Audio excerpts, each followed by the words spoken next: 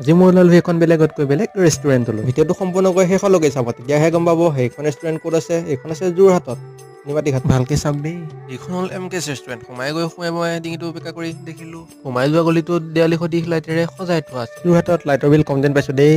আৰু লগতে দেখিলো কেইটামান বাঁহেৰে বনাই থোৱা জুপুৰি ঘৰ আছে। তাৰ মাজতে আকৌ মোৰ চকুত পৰিল সৌ চুচৰাইখনলৈ। সৰুতে কোতে কিমান যে চুচৰিছিলো তাৰ হিচাপেই নাই। টিকা দুটা খোলা পৰি গৈছে। মোৰ ভাগিনে আকৌ চুচৰা দেখি মইতো ৰখিব নোৱাৰিলো। সৰু কালৰ স্মৃতি আকৌ মনত পৰি গ'ল। চিধাই গৈ সেই টিংপাতখনৰ ওপৰত জঁপিয়াই পৰিলো। চুচৰিব ধৰোতে চুচৰাখনে মোক ক'লে, বোলে বোপাই তোৰ বয়স গ'ল আৰু এতিয়া চুচৰা বয়স নাই। যেনে তেনে লাজ আৰু অকমান সহ্য কৰি লৈ ভিতৰলৈ খাবলৈ বুলি ওলাই গ'লো। Inside the restaurant we got a very nice view. ৰেষ্টুৰেণ্টখনৰ ভিতৰলৈ সোমাই গৈ দেখিলো ইমান ধুনীয়াকৈ সজাই থোৱা আছে। তাতে আকৌ জাপিকেইটাই আৰু শুৱলা কৰি পেলাই। ৰেষ্টুৰেণ্টখনেই দেখিবলৈ ইমান ধুনীয়া, খাদ্য তেনেহ'লে কেনেকুৱা হ'ব।